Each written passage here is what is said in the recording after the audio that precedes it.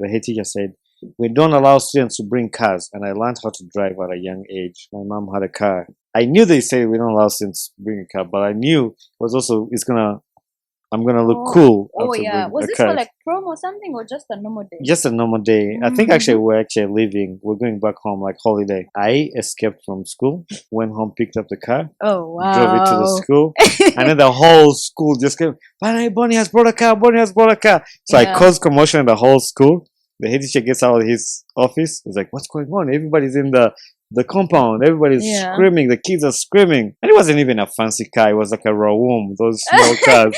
Anything with four wheels, they're So I brought it. excited. The guy was like, he called the askari, lock the gates. What? So they locked the gate, and this guy was pissed. He told me, get out of my school right now. Yeah, I'm from a beautiful place, the Pearl of Africa. Hailing with a 256, it's in my blood. That's a gem where the mountains rise, with stories untold. The tapestry of cultures unfolding, so vibrant and bold. A symphony of stars, a celestial light. The drums beating, echoing through the night, just like a beacon of light. A reflection that's coming up from the Nile. I'm flowing straight into the heart of Africa with timeless stories untold. What's up, Doug? You're welcome back to yet another episode of On Tape, the podcast. Good morning, good evening, good afternoon, wherever you are. I hope you're doing well. Today I have an exciting guest with me. I'm going to let him introduce himself, but this episode it's been a long time coming. Yep. It's been a minute, and finally he's here. So I want you to introduce yourself because I don't want to sell you, but first introduce yourself to these amazing people. Hello, everybody on the tape, the podcast. I'm so honored to be on here. I was one of my plans when I came to Uganda to just collaborate with other people who do podcasts. Before I introduce myself, I want to appreciate you for the work you do. It's amazing. I've been listening to your episodes. I enjoy the one for Rian. I enjoy the one, that was the nice. lady who did the animation cartoon. You're asking about that nice. was good. I know you had issues with the audio, but I listened through it, I and know. I remember messaging you as a content creator too. I know sometimes things like that happen. Yeah. It happens, and then you don't have, but you just have to keep put the work going. there, and it's a Yeah. learning lesson. But anyway, to everybody listening to this podcast, my name is Bonnie Chibuka, born and raised in Uganda. I currently live in the United States of America, in Michigan, and I'm the host of the Ugandan Boy Talk Show podcast. Ooh, I just finished my live show on Saturday, Ooh, which I yeah. think we'll talk about. I thank everybody who was there. And it was part of my plan to come and do some podcasts here when I'm in Uganda. But also the other thing that people don't know, people think I'm a full-time podcaster because they see the work on YouTube every time, all the time. And they're like, But I'm actually not. This is just a side gig. Not a side gig, but it's a hobby. I do it in my free time, and on full time, I'm an aircraft mechanic. nice. There's a lot to get into, but before we even get into it, I want to first ask you the three little questions that I ask everyone that comes on the podcast. You've kind of already given us an idea, but on a deeper level, who are you? Where are you coming from? And where are you going? What comes to mind? Yeah, like I said, I'm Bonnie Chibuka. I come from a small family, poor family. A lot of people, when they see me today, they think I came from a rich home. I think I was actually doing an interview at NRG, and I told them I'm an aircraft mechanic. It's like, oh my gosh, that's crazy. And I told them I grew up in a poor family, and my journey to the United States was crazy to be there. But that doesn't define who I am, and I tell people that where you come from does not define who you are. You can change that narrative. Where I'm going, I'm going far ahead. I don't even know, but I just want to keep being better.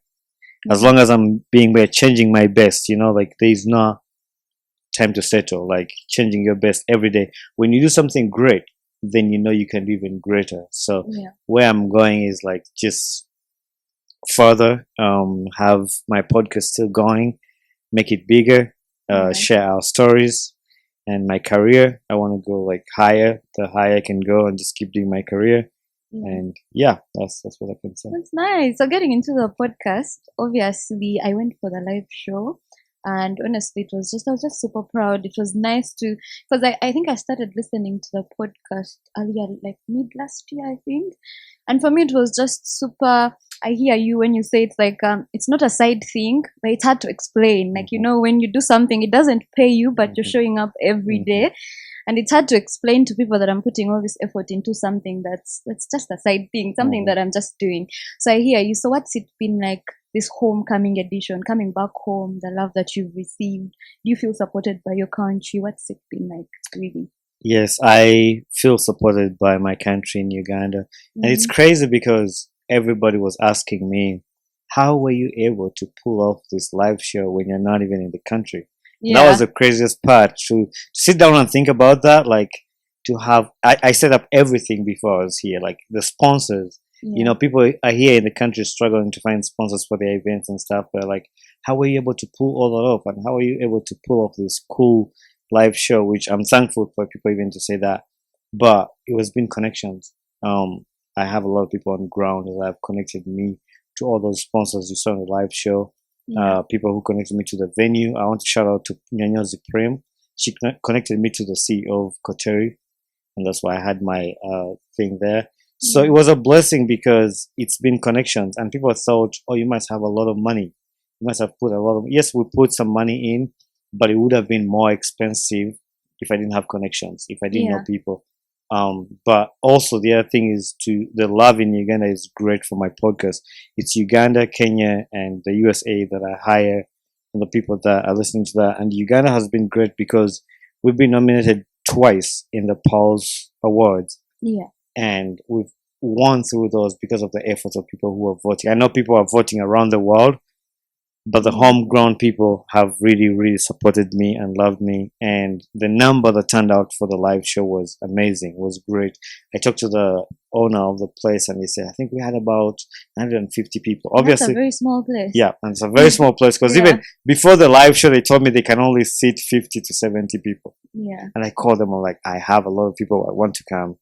But then at the end of the day, the manager was like, we had to just get extra seats, and people sat and it was amazing. So I loved the support from the people. And there was still a lot of other people who messaged me that were not able to make it.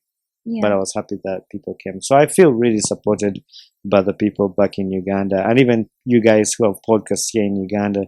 To see you show up, to come and support your other podcasts. It was amazing to see you guys in the audience. And I love it. I loved it. I love it. I feel like as an industry, Uganda is definitely growing. Like, podcasting was not a thing before. You couldn't really tell someone, hey, this is what I want to do. But I feel like with people like you, it's now becoming easier for younger podcasters who are starting to be like, hey, I want to be like Bonnie. I want to be like who. So I love that you're doing that for us. And I know you've gone already around on all these shows and gone deep into that. So I don't want to talk about, I know we will talk about content creation today, but I don't want it to be the main thing that we're talking about today. And because this is like a homecoming edition, I wanted us, this is home, this is family, I wanted us to have a conversation around our childhood and inevitably how that has contributed to who we are today, what we are doing, and all that. So yeah, should I go first? Yes. We have some questions here. Just like okay. So we can have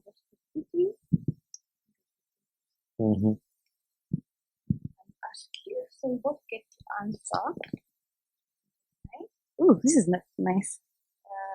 Okay. So, who has been the biggest influence in your life? What lessons did that person or those people teach you? I would say the biggest influence in my life has been my dad. My dad and I, when we were growing up, we didn't really have that close relationship. Like, you know how parents can be, like in Uganda, sometimes people are scared about their dad. The dad comes in and all of you run away and just scared, you're afraid. So like, but it's crazy because when I turned like 18, 17, things started changing. I built this relationship with my dad to an extent where we're like buddies, like we're friends. Like I'll tell my dad anything, he'll tell me anything. We can talk about stuff. Anytime I have something, anytime I have a decision or a question, I'll call him, hey dad, this is what I'm going to do. And then he'll ask you questions. He'll be like, why do you want to do that? Well, like he will try to guide you with questions to make sure you have answers for them. So I feel like he's been a big influence in my life and the way I look at life, perspective. And he has helped me to guide me. So I would say my dad has, my mom too. I don't want to like ignore her, saying like she did not do. She has done a lot, helping me in knowing God too, in my faith and my journey. So those two people have been great. Oh, that's amazing. I feel like I can also relate because my dad too has definitely been the biggest influence in my life, and we're so alike. Like he's just a go-getter, and I feel like he has taught me that there are no impossibilities in life. Like whatever it is, you can figure it out. So yeah, I feel fathers. Shout out to fathers who are out here inspiring. So now you get to ask me. Let's go. One. Yeah. People who are just listening on Spotify, you can't see this, but we have questions in can. And for people who get a chance to see it, we have conversation starters. Yeah. So yeah, that's where we get the questions to ask. I like to poke people's heads, and I feel like you can ask any other follow-up questions that come up.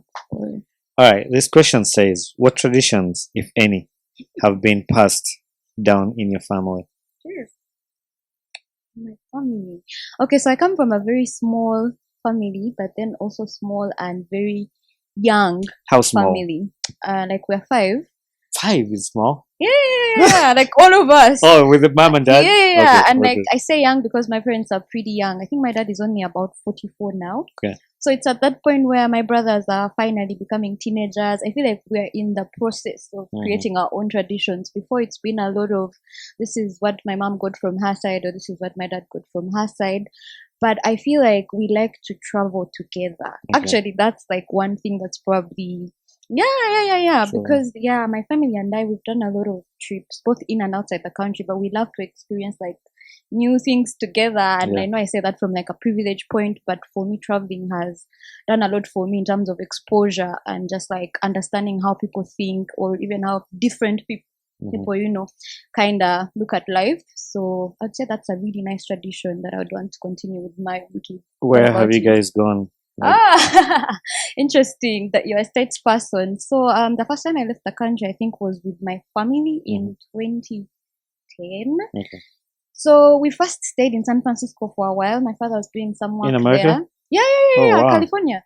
Yeah, so that's the very first place that I traveled to, and then from there, even just traveling to places like Fort Portal or the north of Uganda or like things like that. But I feel like in that time that I learned a lot, even just seeing how my father processed, my parents as adults processed everything and all that. So I feel like that's the exposure has been. No, that's great. That's great. I didn't know you've been to America. I should have asked you that before. What year was that when you went there? That was like 2010. Oh wow, that's before even I went. Yeah, that was like 2010, I think. I've not been to San Francisco. I've been to LA, but I want to go to San Francisco because I'm a NBA fan and I like the Warriors. And I just moved to San Francisco. But it's crazy you say that because it's the same thing with me to like travel. And ever since I went to America, every time I come back, I like to get my family and we do a road trip. We go somewhere. So like the first time we went to Arua, the time we went to Maction Falls. I take them to like different places in Uganda. We just do Uganda. And then we travel together. This year we did not, but also another tradition that I do now when I come back, I take all of them to Cafe Java's. So like my family and I do that a lot too. Is it a Kampala thing? Like when we're meeting with family, it's like... I took like 10 people with the kids to Cafe Java's and we just gather long tables. So, but definitely eating together, traveling together, I feel like those can bond you and the family. And So ask the other host anything you'd like to know about them. Yeah, that's anything you'd like to know about me? So no, you have to start. You ask me anything you'd like to know about me, then I'll do very fast. What do you do besides podcasting? Oh, interesting. I'm a digital marketer. Ooh. So I work on the internet. So I do social media strategy. I do graphics and design. I'm also an animation and visual effects student. Nice. So I'm someone that's really getting into I guess sometimes I don't know how to explain to people that the podcast is both a hobby and my work. It is like, part of what I want to do even for life. So yeah, that was a nice one. Let me see. Let me ask you something. What was your favorite game as a child and why? I played football a lot. That was my favorite. We played football. I got caned for that. Uh, Yeah. we got caned for that. We are playing football when Yeah. we didn't even have a soccer ball. Mixing Is soccer it and football. the Cavera tied together? Yeah, there was a Cavera one. There thingy? was a banana fiber one. Oh yeah. I actually have the banana fiber in my office just to look at Nice. and just bring back the memories. Ooh, I've seen your studio. Yeah. I love Yeah. your studio. Did you So do I that did. yourself? Yep. I think I've seen reels of you doing it. Mhm. I'm so into DIY. Yeah. Like I am so into doing things yourself. I did everything by myself, painting, organizing. Yeah. And it's crazy because I'll that's be on the crazy. internet watching somebody's studio. I'm like, I really Mm. like that. So I go Yeah. to my studio and then I adjust it to that. Yeah. And it's been a blessing to be able to do these things for myself because one of the challenges from podcasters, as you've had, is finding space to do their Yes. work, their podcast, like they struggle a lot. So for me, when I got that in my basement, it's been amazing to have that studio. Yeah, I wish more Ugandans thought like that because, like, a lot of content creators here, when they think I want to do podcasting or I want to do YouTube, they think I need to, go pay for a big luxurious studio, Mhm. buy the best microphones or what. But Yeah. I just wish people knew that you can just start where you're at Mhm. and you keep making adjustments and That's getting crazy. better as time goes. I was taking a trip when I was in Kampala here Yeah. to some of the locations. I'm not going to mention names, but we asked them about their pricing of the session. Mm. And to do a session 1 hour is 350,000. Jesus. That's Christ. without editing. Damn. Editing is 150. Mm. So you look at it like you're going to spend 500,000 to do an episode. One episode and and which you're that releasing. 500,000, you could have bought a mic, you could have bought Yeah. something for your own. Which I'm not against people having places for other people to record. For But if sure. you're just a startup, that's not a good idea. It would be nice for like these people, like big companies, if you're being companies. supported The by- companies, if you want to do like a podcast, that would be a good idea. And I mean, my cousin too has a studio at Ivory Plaza. I don't think his prices are this expensive, Yeah. but he has an opportunity there. And if you find these affordable places, he can like help you to do that. Yeah, I feel like we need to do that more because, like, I don't even want to think about how many people haven't started because I don't have microphones or I don't have what. But improvisation. I have a friend that's just started a podcast and she uses her phone. Yeah, and she, I did that too. me too. I did So I'm that. just like, I don't understand. But anyway, Yeah. yeah. I think you were supposed. Did you ask me? I think No, you one pick thing. him. No, was I it? asked again. Oh, the game. Yeah, okay. we were still actually on Okay, that. Why? yeah. You didn't say why football was the favorite Oh, I game. didn't say why. Yeah, you football- didn't say the why. No, I liked it because all my childhood friends liked that. Like that was the thing. Like we Was just it like your opportunity to connect Yeah. with your friends? Yeah. Spend time together. spend time together. We played football for like money, for anything and everything. It was just a life. All right. How would you describe yourself as a child? Were you happy? As a child, I would say as a child, I was very much in like the most purest of ways. I feel like I was, if you can be yourself, I was as myself as I could be. I was very bubbly as a very bubbly child, very into entertainment, dance, music, writing, art, everything. And I think definitely I should not have ignored all these passions that I had as a child. But I feel like as a child, I was who I'm now growing into. The version of me that I had kind of put aside because of society and all this pressure and all that. But in my purest form, I just feel like I was very bubbly, very into the earth, outside, trees, soil, very loving, wanting to just pour love into things. And but I think I was happy overall. Yeah. What about you? I was happy. I grew up with my brother. I only have one brother, my older brother, and then my mom and dad, who were happy.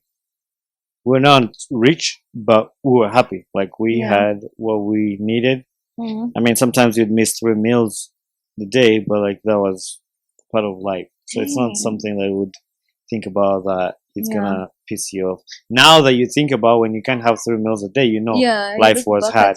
But when you're in the moment, you'd be like, as long as I've played football, as long as I've seen my friends, you'll be happy. But now the society has taught us of the things that we need, the things. So now when you don't have, that's why we have a lot of unhappy people right now. Yeah. Because back in the day, even when you didn't have shoes, you were still happy because you knew something that you treasure.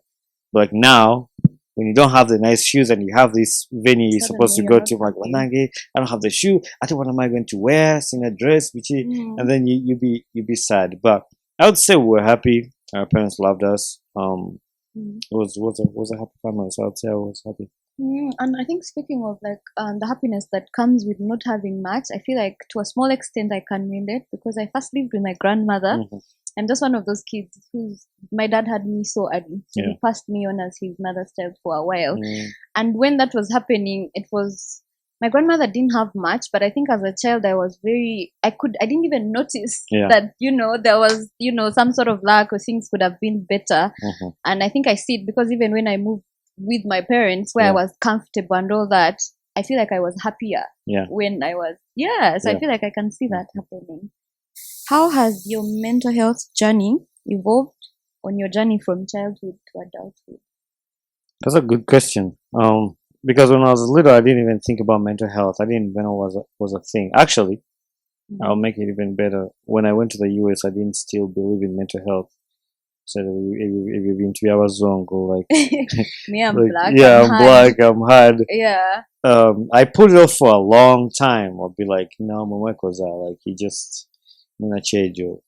But when you sit down and think about it, and even till after I went through it with my job, I mean, there's still a lot of other things that were behind that. But like with my job and going through a tough time, you get to experience how your mental health is affected. And that's when I remembered, I'm like, Carol, but there's a lot of other people back home that are going through these things, but your parents will tell you, oh, or like, just get over it. You'll be fine. And then for boys, they'll say, you're a boy, you're a man. You need to be a man. You can't even cry, like things like that.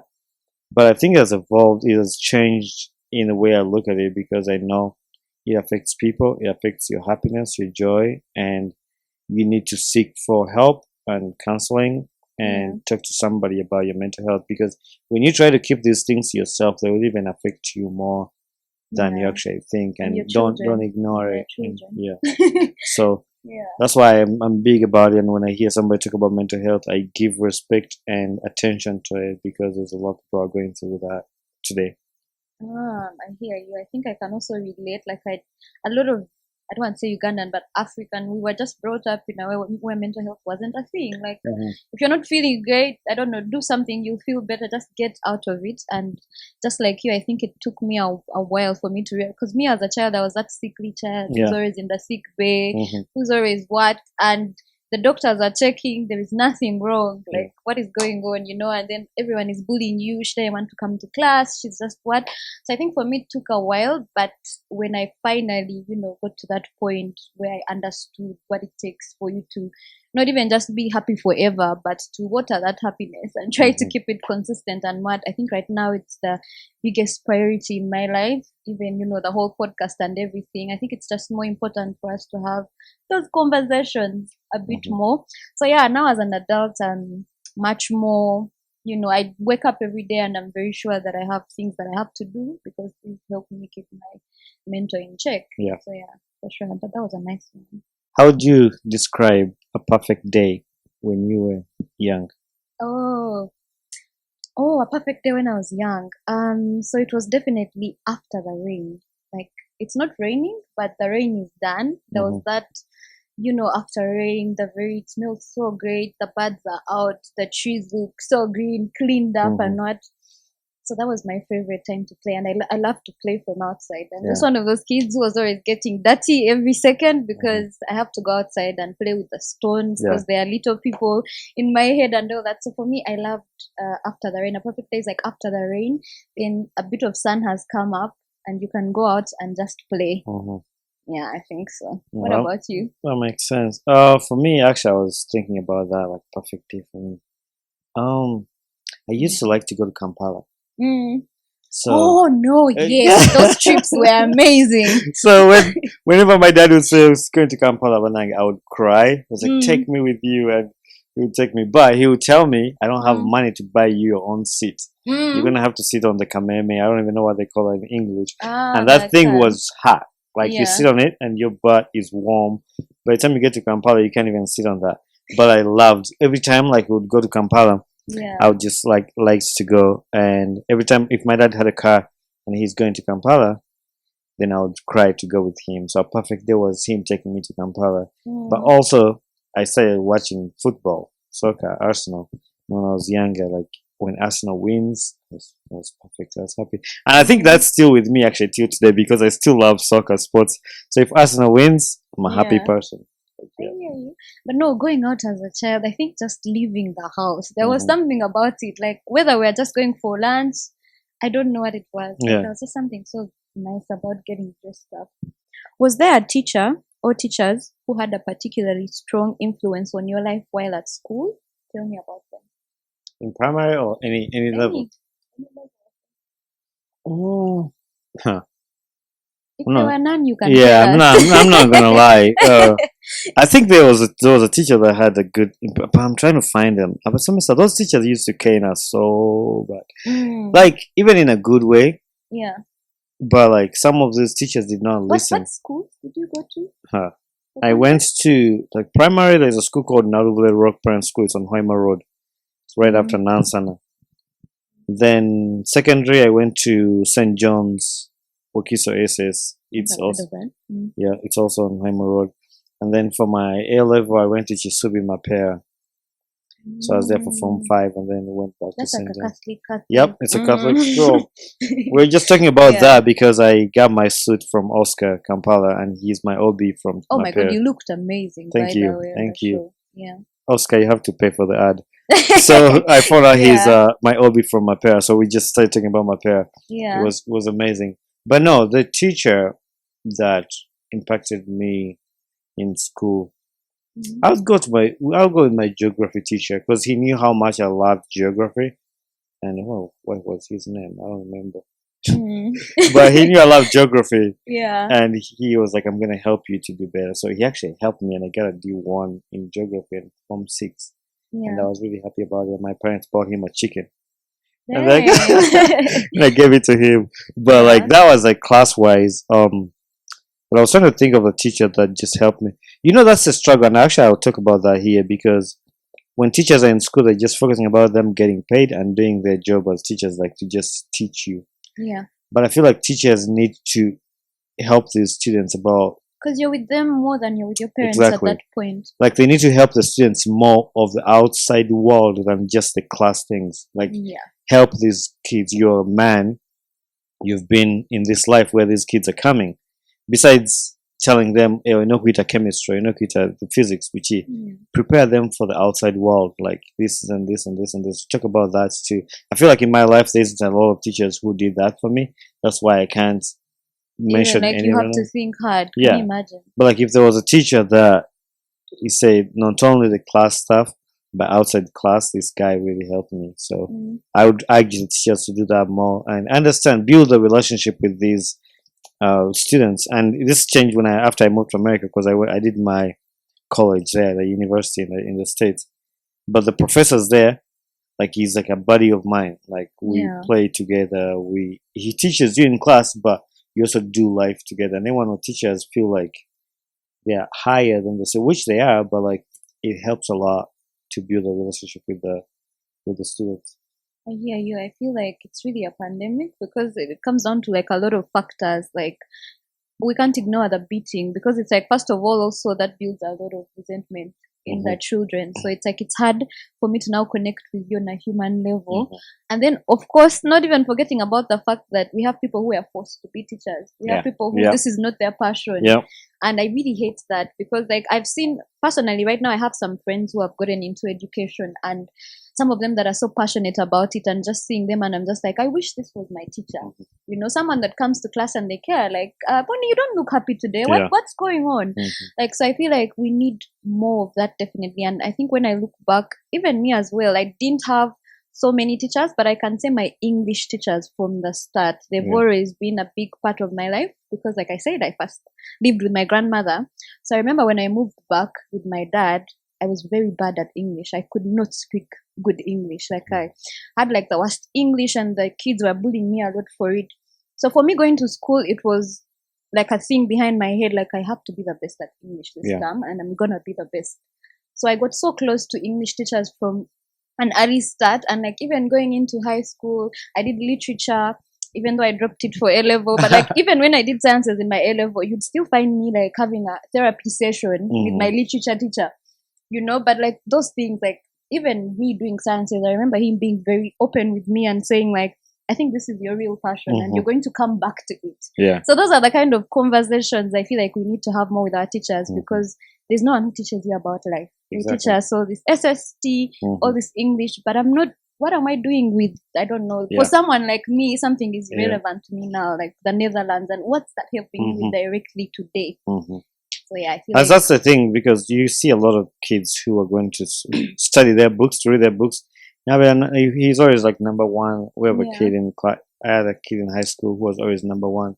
He knew everything the teachers are teaching, everything class-wise. Yeah. After we graduated from 6, like he struggled to make a living outside world. He had good grades. He had everything, but that goes on to show you that. And I'm not saying like you should be in a class you don't study because good grades won't help, but like that shows you like we need more onto the good grades, because you're gonna come out of your 4, of your 8, and then life hits you because nobody prepared you for that. Yeah, exactly. It doesn't matter anymore outside here. Yeah. And I feel like even like imagine what it would do for our academic performances if like teachers and students had more relationships. I feel like people would excel, because me, I always passed those subjects where I was friends with the teacher. I always passed. Like it's just a thing, because you like this person, like even as a person, so you want to learn. You don't want to disappoint them. There's, you know. Yeah. Did you get in trouble as a child? What was the worst thing you did?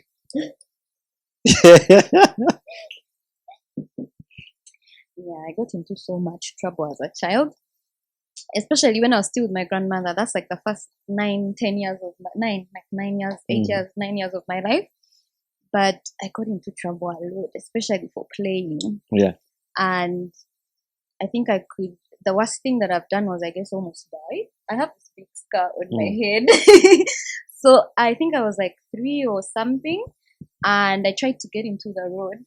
Yeah, and like fell on like those like trenches by the side of the road or what. So I fell on the edge, and my head just burst open, and there was my grandmother was freaking out because it was a big wound. By the time it's now still visible. Yeah, it was a big thing. But I think for me it was always things to do with safety. Like playing was too much. I had so many scars, climbing trees. What?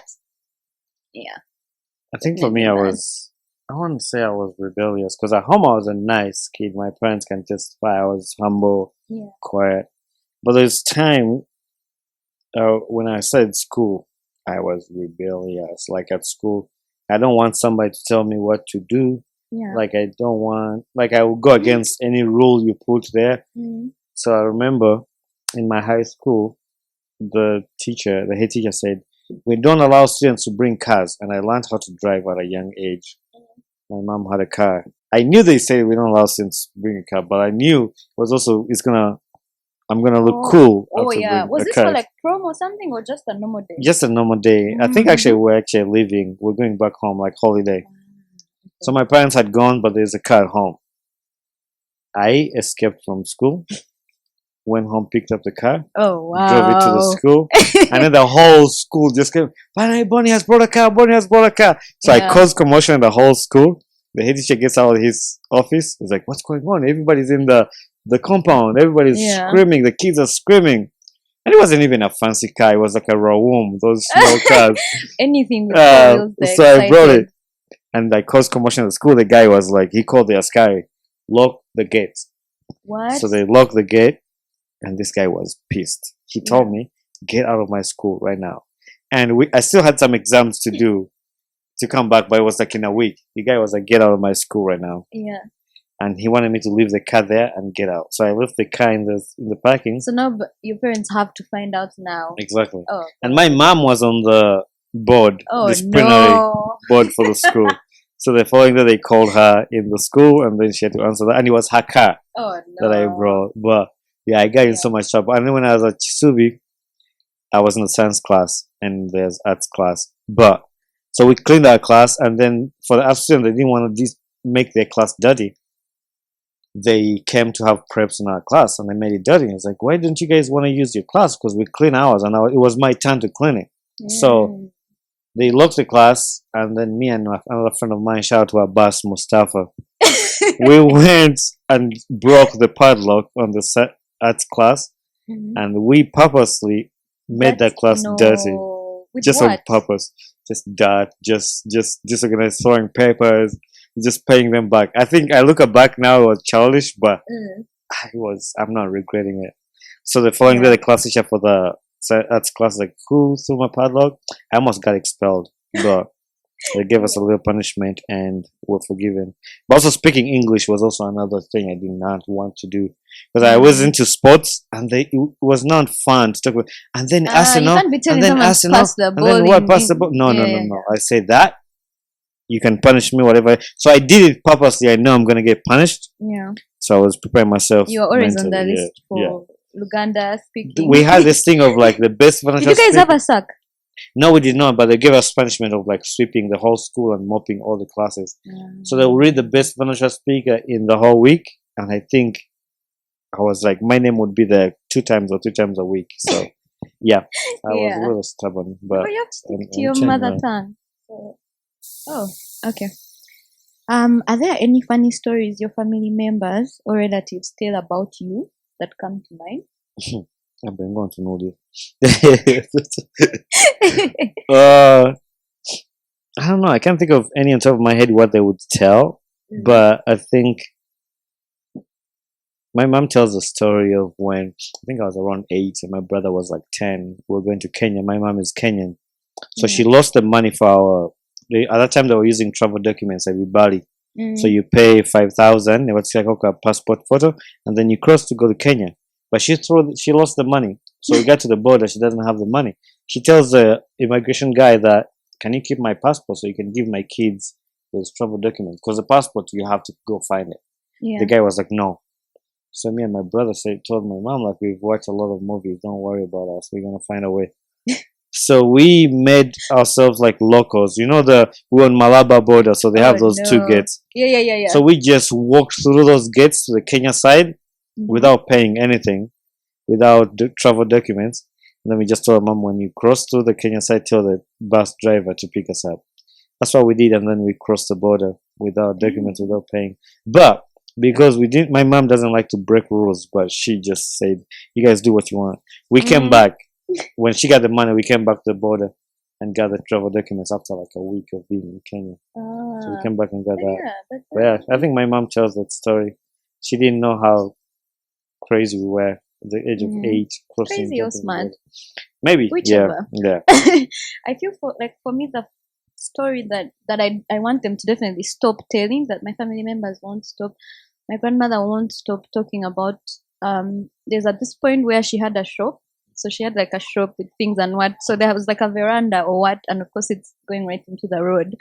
So it got to a point where all my other aunties and uncles were in boarding school and what, and she's really like the one there, and she has to also handle the shop and whatever, and she does a lot of like tailoring and what.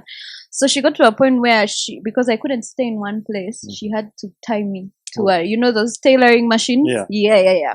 So she had to tie my one leg to it so that I don't leave. And then I'm just like, guys, this is literally child abuse. But like she really won't stop telling it. What from your childhood do you want to bring into your kids' lives? Or would you rather not? Okay, I feel like I already touched a bit on this. Definitely that travel is a big part.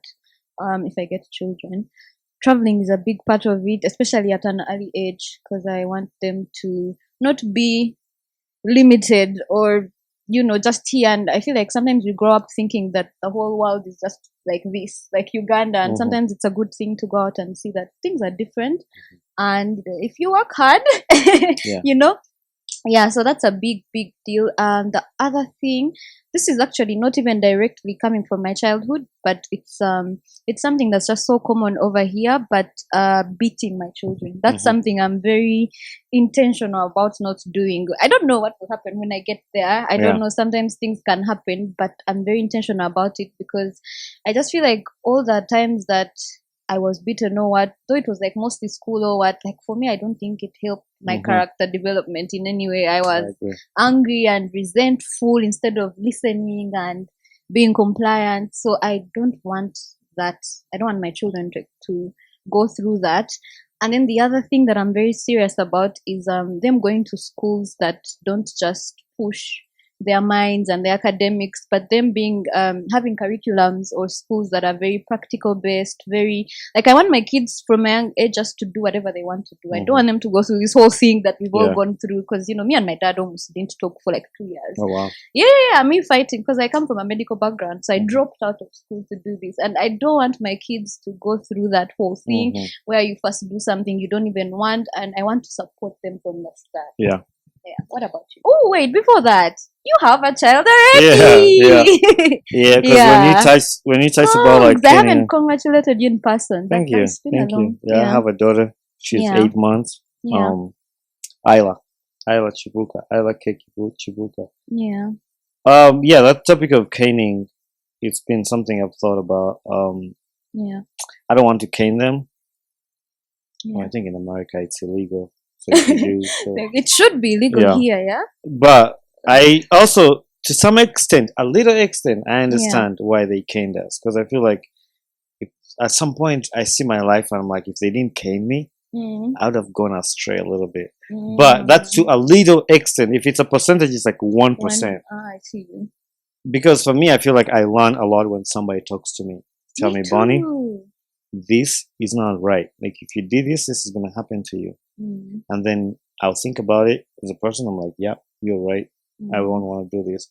But like and that's why I go back to why I was rebellious, because when people just caned me, I just felt like I want to do it more. Right? Like, I know what you're going to do. You like, I know what you're going to do. You're going to cane me. How many? 25. Okay. I'm here. I'm going to go do that. And I know I'm going to get my 25 later. Chigwe. So it doesn't change a lot. But the thing I want to bring into my kids is just knowing, being humble and just being respectful. Being humble takes you a long way in life. A lot of people, when they gain some fame, become famous, they kind of be proud. But when being humble takes you a long way. And when I say that, a lot of people that came to my live show who helped me, it's from the relationship I've built with them and the connection I've built with them. They're like, oh no, Bunny would love to help you. Like, people who participated in that, the MCs, the guests themselves. It's like, oh no, we see how you are. We want to come there and support you and be there for you. But when you're proud, when you kill all the relationships you have, it's not gonna like help you. So it takes you a long way and brings a lot. So I would like to bring that to my kids' lives, and just be humble. No matter where you are in life, that's gonna help you a lot. As Kendrick said, be humble. Yeah. No, that's a big deal. But I think going back to the caning thing just a bit, I feel like you said something, and I think it just made me realize that I think a lot of parents cane because they didn't even have the time to sit down with their kids and like have conversations, because conversations are harder work. It's easy to cane someone and beat them up, give them their strokes or whatever. But I feel like I want to be a really involved parent, and I know that's hard. Like, it means you're not financially slaved to some type of job where you're 9 to 5. A lot of us didn't see our parents come back home. It was in the morning you hear the car leave, in the evening you hear it come back while you've already gone to bed. And I really don't want that. That's the thing. I want to be in kids' life. It's important to be in the kids' life. Sure. Like, even when, at least when you show that you're trying, the kid will also understand, like, my dad is busy, but he is making an effort. Like, but when you don't show that effort, it's hard. Like, it doesn't mean you're not going to be busy, but just make an effort and show it to them so they can see it. How would your classmates and friends from school or childhood remember you? Are you still friends with anyone from that time in your life? Yes, I'm still friends with a lot of my high school friends. Actually, on the live show, I think I had over like 20 people that I went to school with. The DJ was we went to the same, from primary to Form 6, same schools. We've been best friends. And that's what I'm saying, like, his music, he came and played music there. There was another guy wearing white. He was also my classmate from Mapera. There was also other people in the audience who were my schoolmates. I think that's what they would talk about me, and we still have the relationship. I like to keep the relationship with them. So yeah, and of course I think it says a lot about someone if they can keep a friendship for that long. And again, also people that have, I'm also in that adulting balance where it's like there's these new friends that I've met as an adult and they've met this version of me. And then there are those people who know that version, you know, of you, or have seen you go through experiences or what, and like those shared experiences and what. It's just, yeah. So I think as well, I'm very much in contact. I think especially in my high school. Yeah. Because I went to one high school for 6 years, but I went to 7 primary schools. 7? Yeah, I know. Like I said, I was moving a lot. Like we were moving a lot. So yeah. But I think high school is what gave me that stability of like, okay, 6 years, and then I kind of made friends there. But I think they would pretty much describe me in the same, only that I was very talkative. I was always on the noise making list, whether at that in the biology class. That only I was always talking. So I feel like I should have known from the start that whatever I wanted to do with life had something to do with talking. I was just not getting the memo. But I think talkative, but also still very, I think I've always been very loving, very caring, but yeah, very talkative. Yeah, when you get past that. The solution for that, I was talkative too and stubborn. The solution was for me to go into being a prefect. That's what I did. I'm also a former prefect. No, now for me, even as a prefect, I was those prefects who were punished for not punishing people. We had to write statements. No, I was a prefect, but everybody loved me, and I was that people's person, and I was a head boy. That's nice. And actually in Form 3. And then I was education and library prefect in Form 5. I was a center prefect. Those are sensible things. Yeah. What was entertainment? Guilty as charged. Yeah. No, that was it for me. No, but I still even post aside, being a leader, I think does a lot of character development. Even for me, I think even all the leadership qualities that I possess now, thinking career-wise work, when you start a business, all those things, I feel like being a prefect was, you just now kind of get to another level of responsibility. And as a child, you don't really know what responsibility is. Yeah, so I think, that was. What were the hardest moments you had growing up, and what lessons did you learn from it? Okay, I think for me the hardest moment was the shift when I was about 9. That shift, first of all, finding out that my parents were not my parents. I think it does a lot for you as a child, but I think that shift and trying to adapt, new city, new school, new people that I don't know. So that, I think that did a lot for me, and I think even today I can go somewhere where no one knows me, and it's very easy for me to fit in. It's very easy for me to connect to people. This moment was, I mentioned about the times when we didn't have 3 meals. Yeah, that's hard. I mean, now I'm saying it's hard now because I'm looking back. Yeah. But I don't know what I was thinking at the time, like as a child. Like, I thought my dad doesn't want to take care of us. And it was hard because I had friends who had 3 meals a day. Of course, as a child, you're comparing. Yeah, you're comparing. And that's why comparison was a lot for me that time and made me make bad decisions. And I think that's where I learned that. The question says, what lessons did you learn? That's where I learned those lessons because I hosted Pastor Bugembe on my podcast, and he said comparison is a thief of joy. Like, whenever you compare yourselves to other people, it steals your joy. Like that, I learned that at a young age. Right now, I don't compare myself to somebody. I see you have a cool mic. I'm gonna work hard, get it. I'll be like, man, you have a good mic. I like it. I'm not gonna say anything else. Like, I'm gonna work hard, get it. But I'm not gonna hate you because you have a cool mic, because you have this. I want you to help me. Like, hey, where did you buy your mic? Like that way. Yeah. But every time you compare yourself to another person, they're doing good, and then it kills your joy, it kills your vibe. So that's a lesson I have learned from that. That's a very nice attitude to have. Okay, so what was the relationship you had with your parents, like growing up, and how does that affect your love life today? I think I talked about that earlier, about my relationship with my dad. It wasn't that great. We didn't really have a lot of communication, but I think it was until I turned 18. But it wasn't bad. I'm not going to say it. Like empty. Yeah, it was just empty. It wasn't like, I can't tell you like, hey, we did this and this and this and that and that. But once I grew up, then that relationship got better because now you can talk to him about anything. By the time when I was little, I didn't even know what to say to him. He didn't like, we didn't really have anything. He wasn't bad. He caned us a lot. Everything like you do something wrong, they'll cane you. He caned me. My mom caned me. They caned me a lot, but I don't think that killed my relationship with them. I knew they were doing what they were supposed to do as parents to be able to raise me. And to some extent, you give them credit. Maybe what they did helped me to be in this position. Yeah. But I also say, like, maybe they would have done it in a different way and I still turn out to be the same. Who knows? But that's what the relationship was like with my parents. And as an adult, before you got married, do you feel like it affected the partners you chose in any way, or did it? No, I don't think so. One thing I remember for sure, like, even if my parents had an argument, you wouldn't hear about it. Oh, yeah, You that's wouldn't nice. see it. Like, they would either go to the bedroom and sort that out, but you would never see them like fight in front of you. And that's what I took out of that now. Even if it's not a partner, even if it's not a lover person, it's a friendship. I have a problem with you. I'm gonna put you on the side and say, Tina, I didn't really like what you did here. Yeah. Because this is what. But also it helps now that I actually have a bachelor's degree in culture anthropology, of studying about different cultures and how to resolve conflicts, how to avoid conflict. Because the way I take my life now, if you did something wrong to me, I'm not gonna back at you. I'm not gonna scream at you. I'm gonna put you on the side. I'll ask you a question. Why did you do that?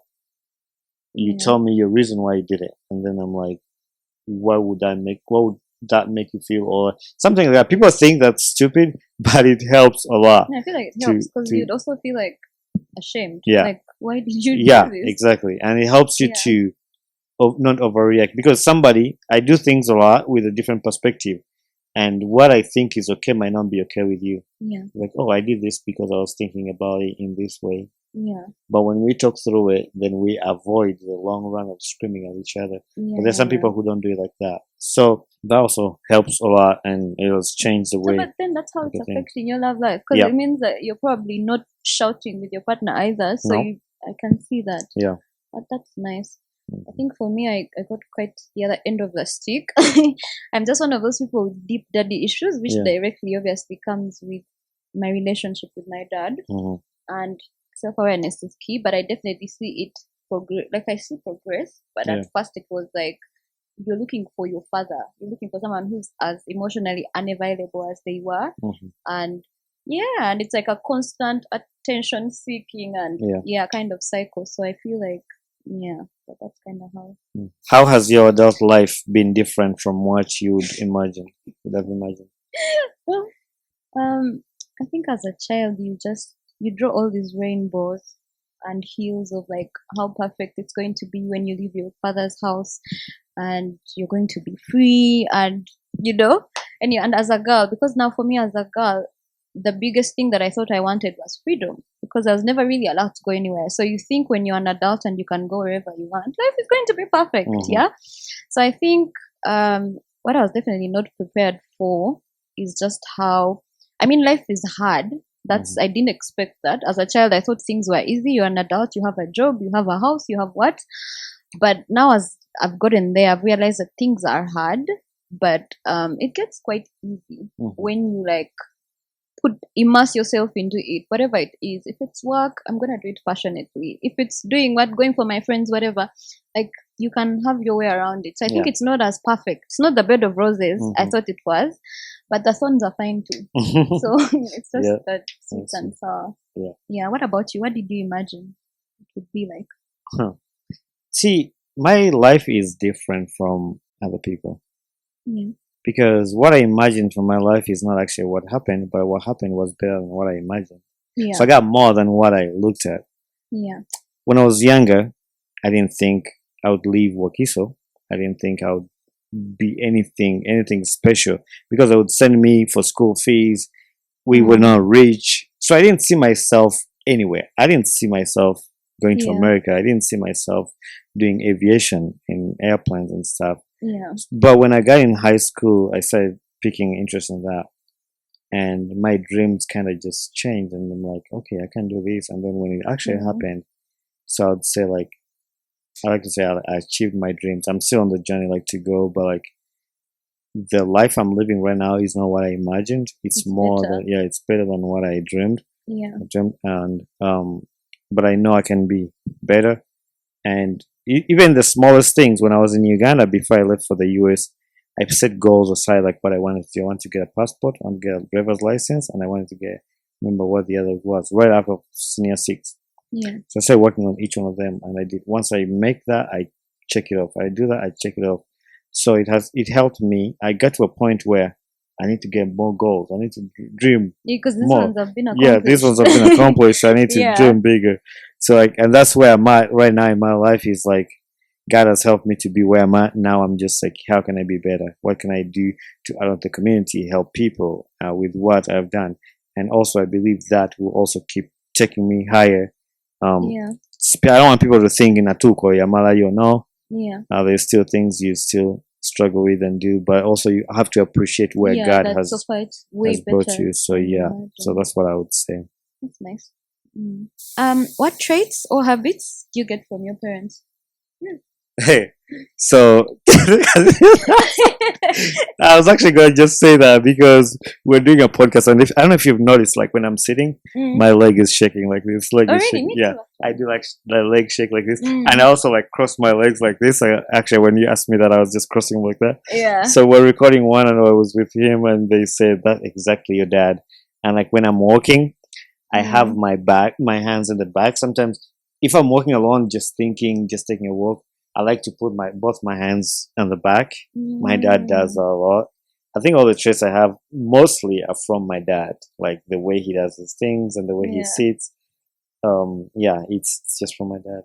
That's why it's so funny how we like, even if you're not close with your parent, like they're just things that will rub off on you without even wanting them to. And I feel like for me, I'm also the same. Like I get a lot from my dad. Not sure if, because he was like my primary, I guess, caregiver. Yeah. But I've noticed that I think the biggest trait that I get from my dad is his kindness. My dad is like the kindest person I'd ever met. And as a child, it used to annoy me. Like we're from church, now you have to greet 100 people, do words. And then, as a child, you don't understand it. Like we're going here, now we're in a lift. Now there are 60 people in our back seat. You get. So as a child, I never understood it. But now I think as an adult, and it's also the thing that has bonded us now, even as adults, So I feel like the giving, the willingness to give, and that kind of thing. But I feel like we'll talk till the cows home. Get home if we get into our childhood. But it was really nice having you here. But before you go, I wanted to know what kind of message you'd leave with someone who is here in Uganda and they're trying to be a content creator. Like you, they want to have a show like the Ugandan Boy Talk Show, and right now they just feel very limited, whether it's equipment or not even content or whatever, but they just feel like they can't do it. But you're a boy from Wakiso who's done it, so what can you tell them? One thing I really love, and this is my goal for 2024, is collaboration over competition. Yep. I feel like on your podcast is something you can add to my podcast. Yeah. I feel like on my podcast is something you can add. We might be on the different levels of where we're at with life, but there's always somebody who can add something to you. Yeah. And once we capture that as content creators in Uganda, collaboration over competition, we're going to help each other succeed. Just like the Kenyans are doing. Exactly.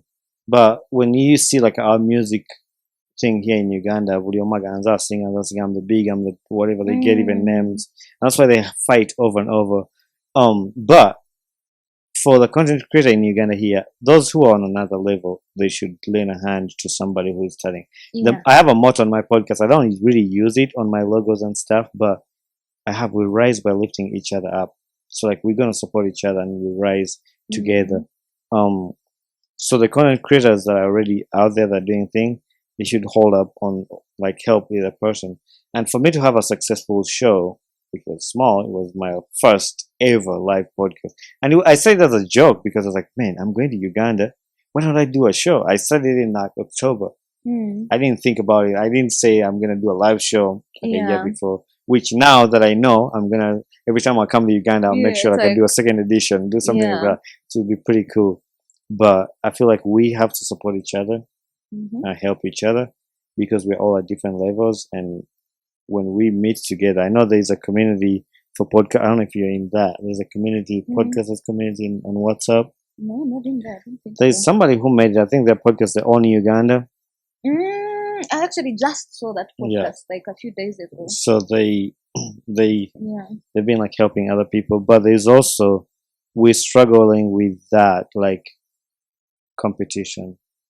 So people think like when we're doing the same thing, we're competing. Oh. Like we're not competing. Like you having a podcast, there's no way it's gonna affect me. Right. There's no way it's gonna. I'm just excited because you're doing it. Like we can share ideas. We can both support each other. We're both gonna succeed. People don't have that in the head of like they don't believe that both people can succeed doing the same thing, and it's only actually the same because the way you do your podcast is different from how I do mine, and there are people who are gonna love how you do yours. There are people who are gonna love how I do mine. The people, and at the end of the day, people who won't like any. Exactly. And at the end of the day, there's somebody who is going to benefit, and that's the goal of the podcast. That's the goal of my podcast.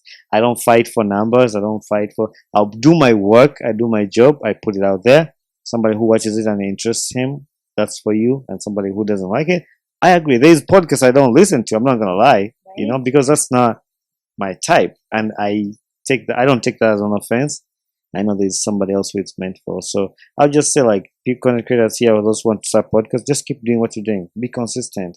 I know sometimes it's hard, but just do it because you love it and out of your heart. So just do it. Yeah, and just to conclude, I feel like just echoing on that collaboration point, I feel like it's really that thing that's going to push Uganda, to the next level, because I mean, we have very few content creators. Like, I don't even see where the competition would come from, because even if we were selling nuts by each other on the roadside, the way you sell yours is not the same way, even if it was the same product. So I feel like we need to definitely do that more.